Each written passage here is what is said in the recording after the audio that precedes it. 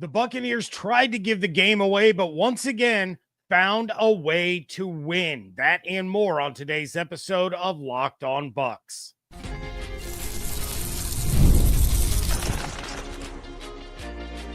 You are Locked On Buccaneers, your daily Tampa Bay Buccaneers podcast. Part of the Locked On Podcast Network, your team every day.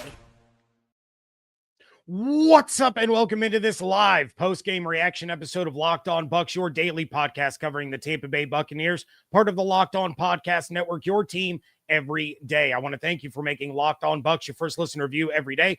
Don't forget you can subscribe or follow for free on YouTube or wherever you get your podcasts. And of course, you can follow along on Twitter. I am James Yarcho at JYarcho_Bucs, credentialed member of the media covering your Tampa Bay Buccaneers, here with you 5 days a week along with the everydayers. And for that, I want to share my appreciation for your continued support of the show. One of the ways you can support the show is become a Locked On Bucs insider. You're going to get news, rumors, updates, general thoughts, one-on-one conversations with me via text message. Go to joinsubtext.com/LockedOnBucs or click the link in the show notes to become an insider today. This episode is brought to you by Mazda. Like our players, we sweat every detail because when you make every move count, pulling off the unexpected is only the beginning. Stay tuned later for highlights in this week's Moving the Game Forward. Mazda, move and be moved. Biggest takeaways and game balls coming up a little bit later, starting the show off as we always do with the biggest moment. And I thought for sure the biggest moment was going to be Jamel Dean's pick six at the end of the first half. Up until that point, the Bucs were really struggling. Instead, the defense completely implodes in the fourth quarter, allows the Jets to take a 27-26 lead late or after they were trailing 23-6 to start the quarter. It was bad defense down the stretch, which we're going to talk about more in a little bit. Then you had more special teams blunders that led to the collapse. But for the third straight week, the Buccaneers found a way to win at the end of a game. It may be a little weak. It might be a little bit of a cop-out, but the biggest moment in this game was the final play. And Chase McLaughlin, excuse me, I'm sorry. Illinois legend Chase McLaughlin hitting a 36-yard field goal to win the game. The reason that was the biggest moment wasn't just because it won them the game. It was because McLaughlin needed that moving forward. 3 missed kicks in the first 2 games, and then that last one by Chase was his 5th made field goal on the day. He made them from 54, 33, 28, 55, and 36. He did have one blocked and returned for the touchdown that gave the Jets the lead and put the Bucs in the mess that they were in at the end of the game, but that wasn't on him. That was on the protection, which has allowed a blocked punt and a blocked field goal in each of the last 2 weeks.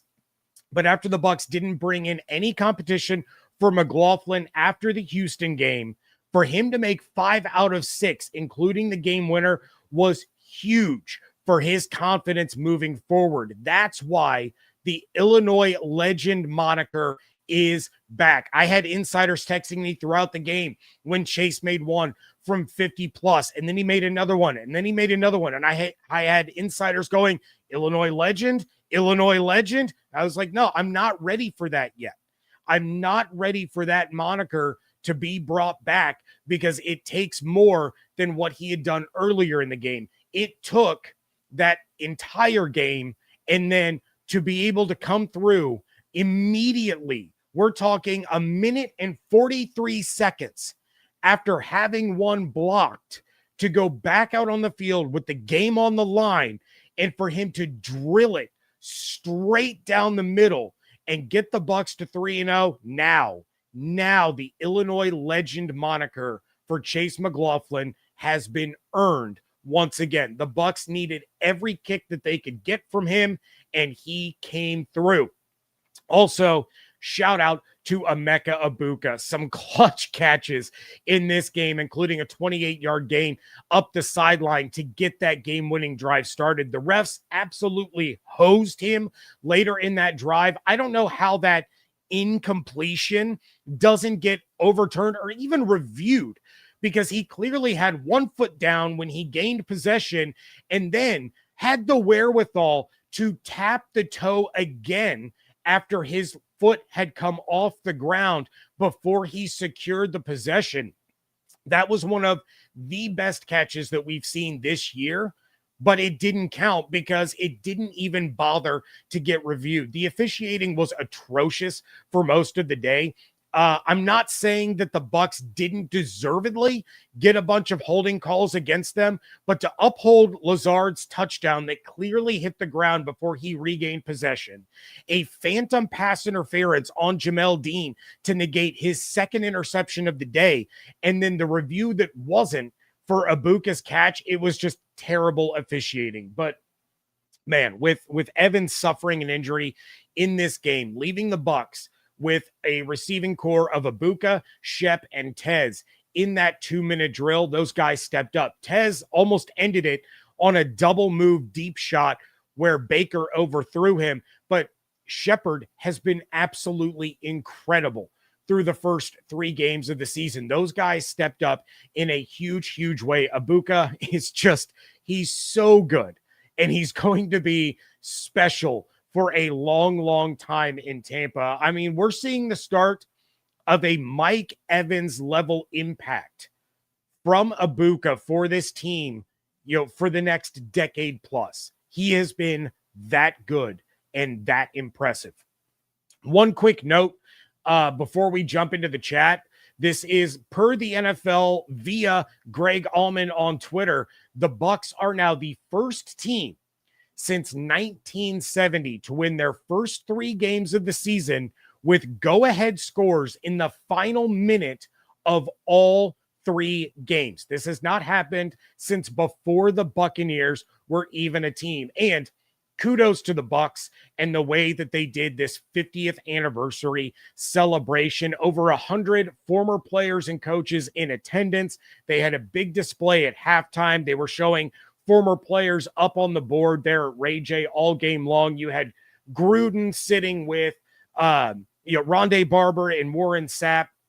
You had Ali Marpet and Ryan Jensen and Shaq Barrett and Bruce Arians all sitting together. You had Warwick Dunn and Mike Allstott sitting together. The Bucs did an absolutely fantastic job of incorporating the past with the present in this game.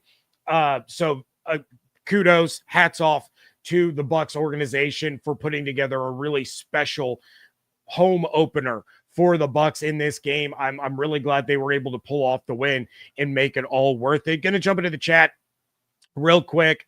Reginald says it was NFL Laundry Day.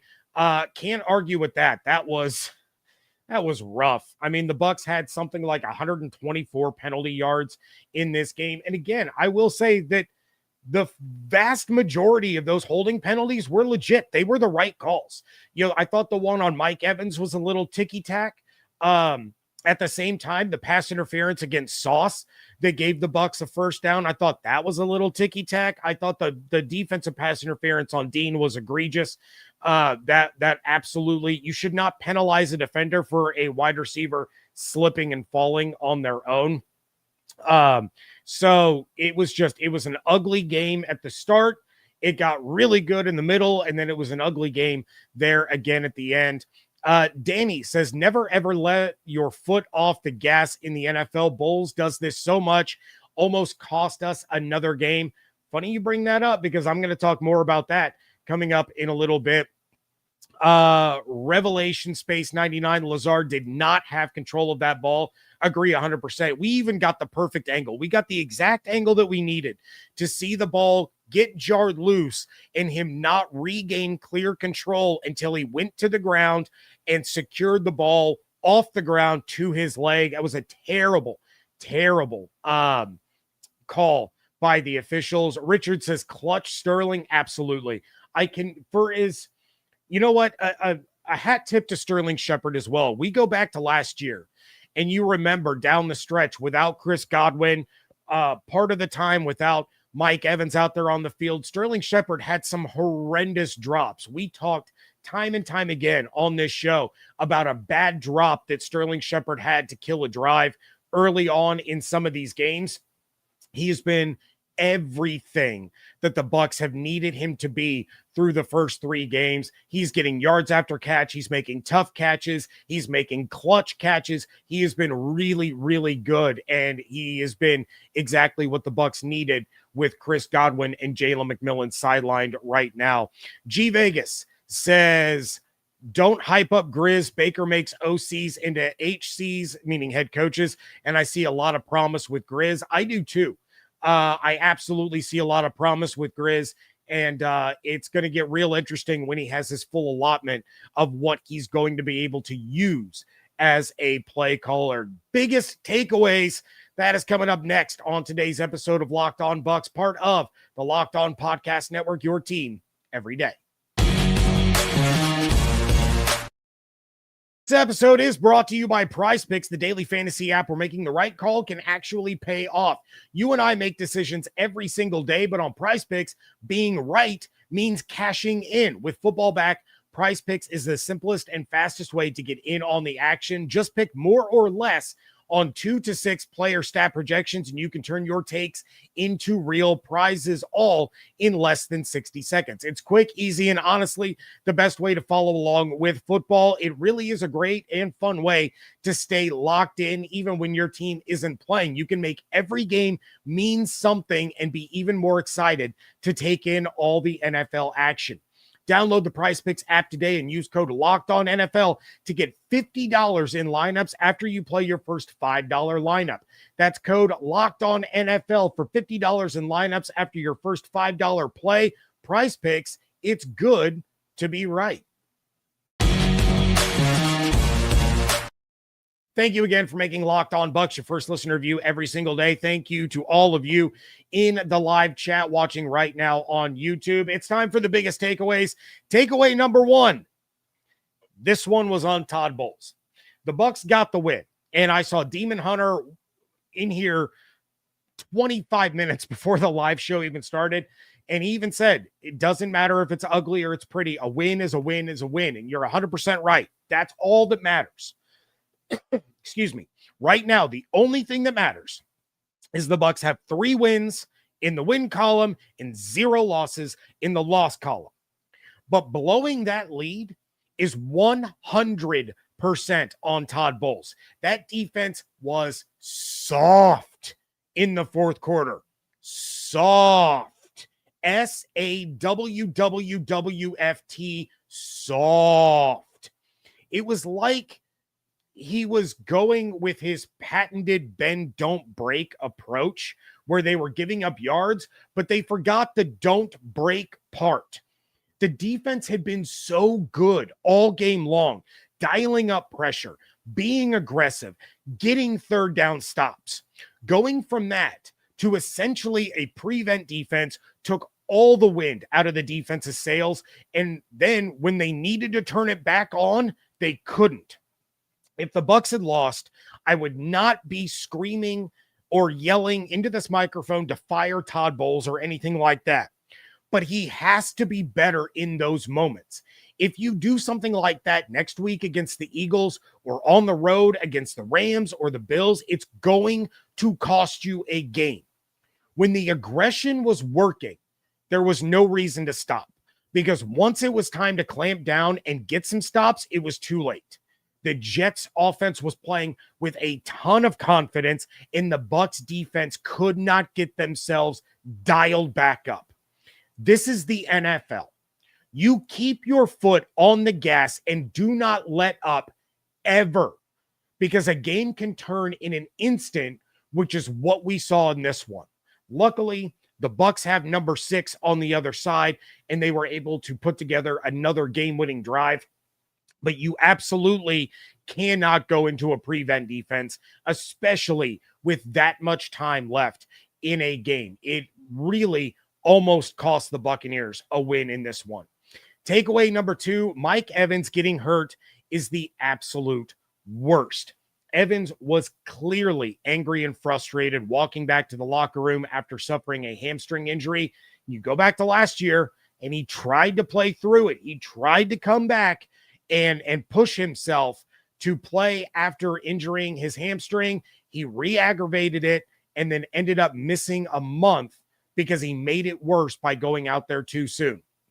Now he's going to feel pressure, not external pressure, not pressure from Bowles or Grizz or Baker or Jason Light or anything like that. He's going to take on internal pressure because of who he is as a player and as a competitor to get out there and play against the Philadelphia Eagles. And I think it's truly in his and the Bucs' best interest to not let him. You need to shut down Mike Evans for the next week, at least. There was a report from Adam Schefter. I've seen some of you talk about it in the chat. A report from Schefter Sunday morning that there is a good chance that Tristan Wirfs and Chris Godwin make their season debuts next week against the Philadelphia Eagles. Thank God, because Wirfs returning moves Bredesen back to guard. It moves Barton back to center.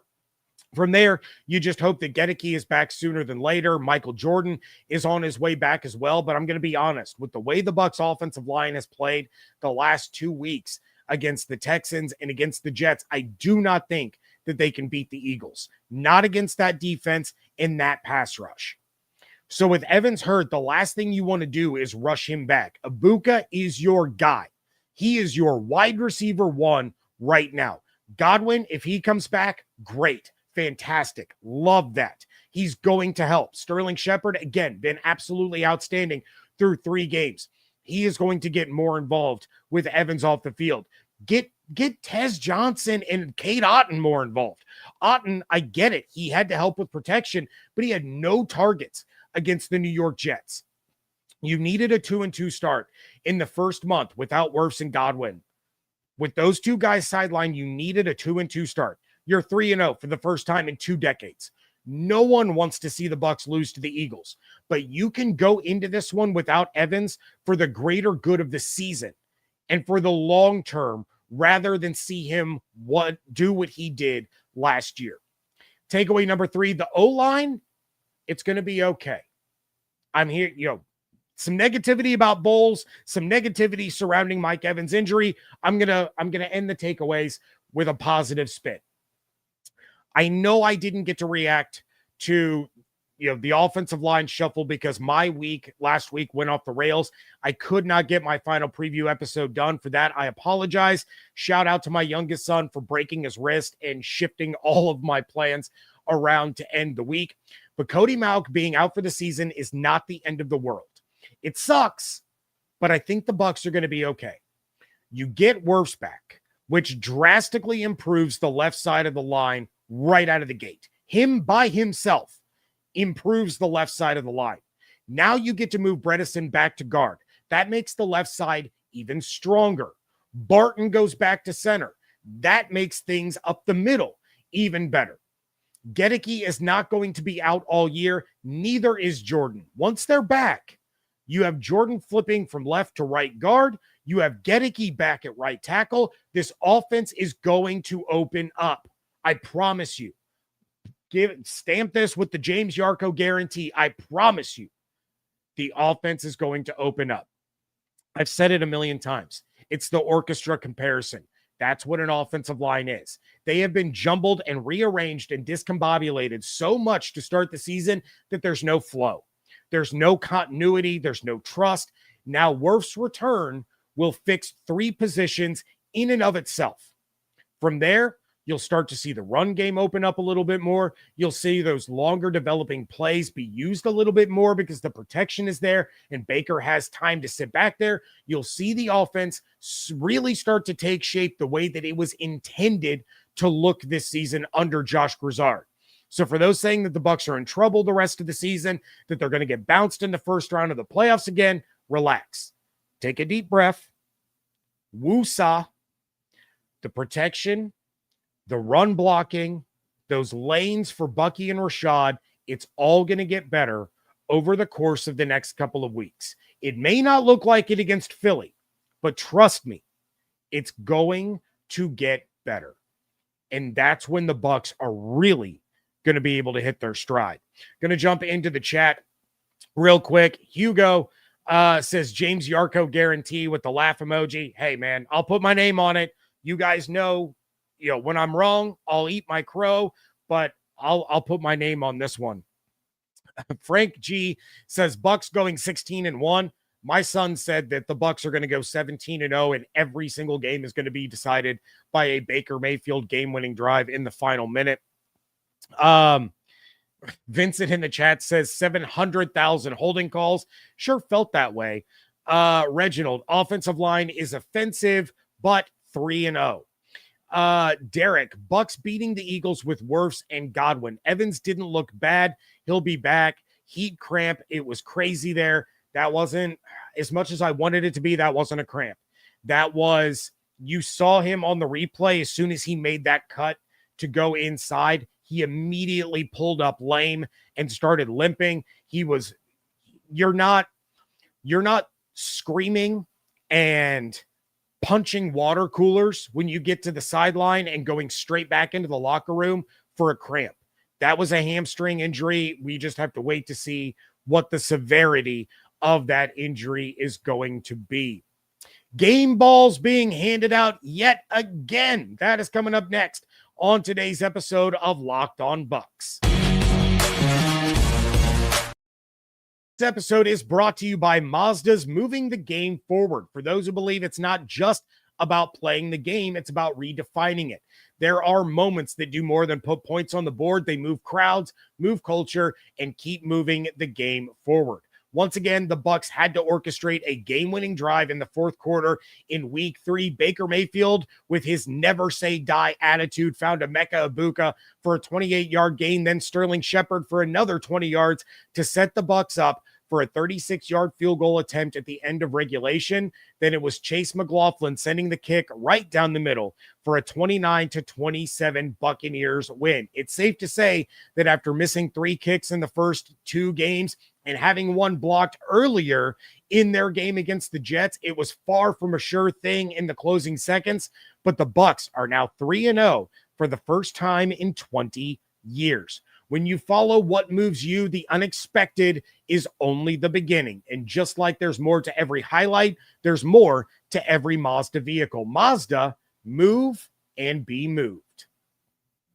The NFL season is here, and FanDuel is making sure you're ready for kickoff with a can't-miss offer. Right now, new customers can bet just $5, and if your bet wins, you'll get $300 in bonus bets to use across the app. FanDuel is where I always go to place all my parlays, my prop bets, my game bets for just about every sport, and it adds a little spice to your NFL Sundays like me and my buddies with our group 10-leg parlay each and every week. We're all rooting for one another to get our picks right. There's nothing yet for the Bucs and Eagles in Week 4, but the Bucs are now minus 260 to win the NFC South, minus 420 to make the playoffs, plus 135 to win 12 games, and plus 2,200 to win the Super Bowl. So are you ready? Download the FanDuel app now by visiting FanDuel.com to get started. That's FanDuel.com to place your first $5 bet. Wrapping things up here on today's episode of Locked On Bucs, a live post-game reaction episode. Drop your game balls in the chat. You guys know how this goes. Going to start off with the golden game ball, the player of the game. It's Baker Mayfield. I know I should probably give it to Chase McLaughlin. Spoiler alert, I didn't give Chase McLaughlin a game ball. He deserved one, but I didn't give him one. Baker Mayfield gets our golden game ball in this one. He just keeps coming up big. 19 for 29 for 233 yards and a touchdown, plus 44 yards on the ground. You know, every time the Bucs need him to make a play or to put together a drive, or really anytime they need anything, Baker Mayfield has found a way to get the job done this season. It has been absolutely outstanding. I'm going to start calling him, and I saw Destined for Greatness mention this in the chat, or I'm sorry, Demon Hunter mentioned this in the chat. I called him Goonie. I called him that to the insiders. I called him that on Twitter because Baker never says die. Shout out to all of you that are old enough to get that reference. 3 games, 3 game-winning drives, 3 times where Baker Mayfield had ice in his veins and did whatever it took to get the job done. This is why Bucs fans love him. This is why the Bucs gave him that money and they signed him to the big deal. This is why he is their franchise quarterback. Bruce Arians on the Pat McAfee show last week said Baker Mayfield owns the city of Tampa. 6 touchdowns, no turnovers on the season, always makes the biggest plays in the biggest moments. Game ball number 2 and our top defensive player of the game, Jamel Dean. Credit where credit is due, guys. Dean with the pick 6 and the first interception by the Bucs since his own last year against Justin Herbert and the Los Angeles Chargers. They should have been 2 interceptions. A weak pass interference call negated the second one, but Dean was fantastic in this game. His coverage was good. His reads were good. Best game we have seen from Jamel Dean start to finish in a long, long time. If he keeps playing like that, Benjamin Morrison is going to have to wait quite some time before he gets to be part of the starting defense. Game ball number 3, my second offensive game ball, it goes to Emeka Egbuka. He's the early favorite for Offensive Rookie of the Year. That's not based on odds. It's simply my observations of how the offensive rookies across the league are performing. He led the Bucs with 85 yards on 6 receptions. That one-handed catch, guys, that was a thing of absolute beauty. It was everything that you want out of your first-round receiver in one play.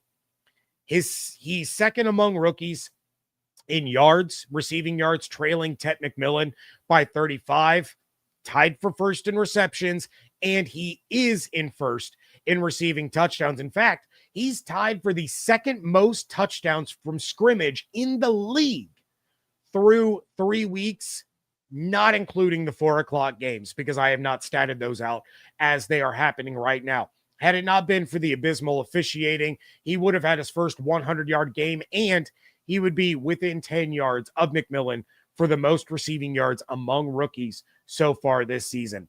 Game ball number 4, our second defensive game ball, Antoine Himfield Jr. He finally got the takeaway train started, a huge strip sack of Tyrod Taylor that was recovered by Vita Vea. The Bucs hadn't gone 3 games to start a season in their 50-year history without a takeaway, but entered the game against the Jets without one this season.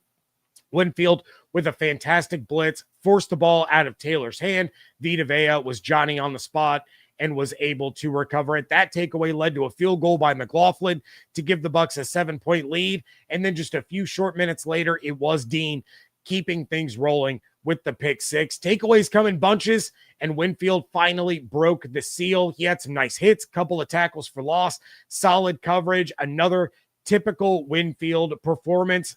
Going to jump into the chat to see who you guys are giving game balls to. Jimbo Shrump, kicker doesn't get a game ball. I know. I'm sorry. I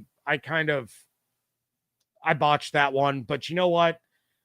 Maybe we need to do 5 game balls. We do 2 offense, 2 defense, and then the occasional 1 special teams if it warrants it.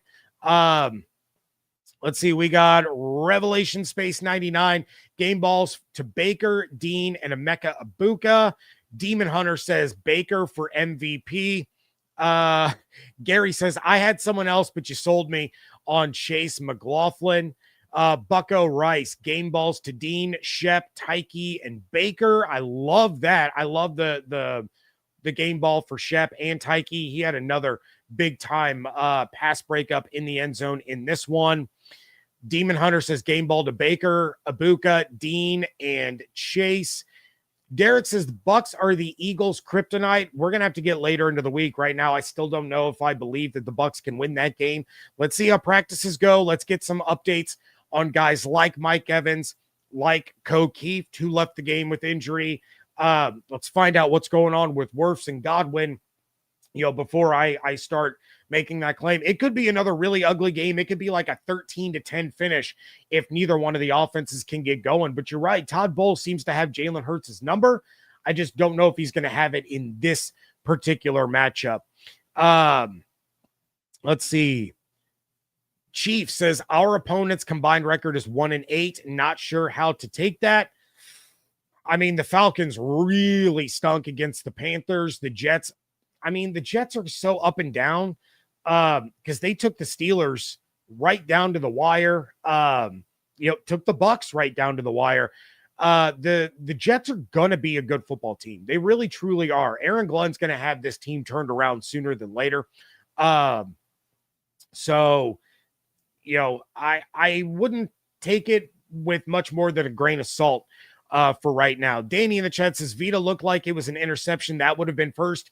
It did look like an interception, but it wasn't. It was officially scored as a fumble and a recovery by Vita Vea. So Jamel Dean's interception was their first of the season, according to the official stats from the NFL. I thought the same thing as well when it happened, but it was officially scored as a forced fumble and a fumble recovery.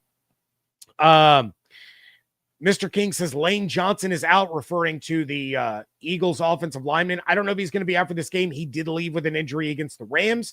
We'll see again how that plays out throughout the week. The Bucs are not the only ones with injuries to keep an eye on as we head into the week. Richard gives a game ball to Charlie Heck, who had no penalties on Laundry Day. You know what, Richard? I love that.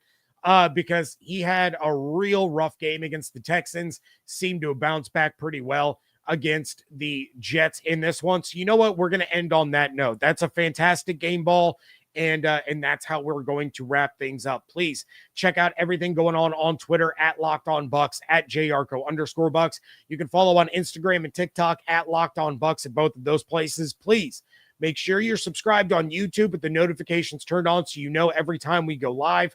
As well as wherever you get your podcasts. Become a Locked On Bucs insider. Go to joinsubtext.com/LockedOnBucs or click the link in the show notes. If you want to support the show, but you don't want to be an insider, it's real simple. Like this episode on YouTube, leave a 5-star review wherever you get podcasts. It does help other Buccaneers fans find the show. Hope you all have an absolutely outstanding Victory Monday. Stay safe, stay healthy, fire the cannons. I want to thank you so much for joining me right here on Locked On Bucs, part of the Locked On Podcast Network, your team every day.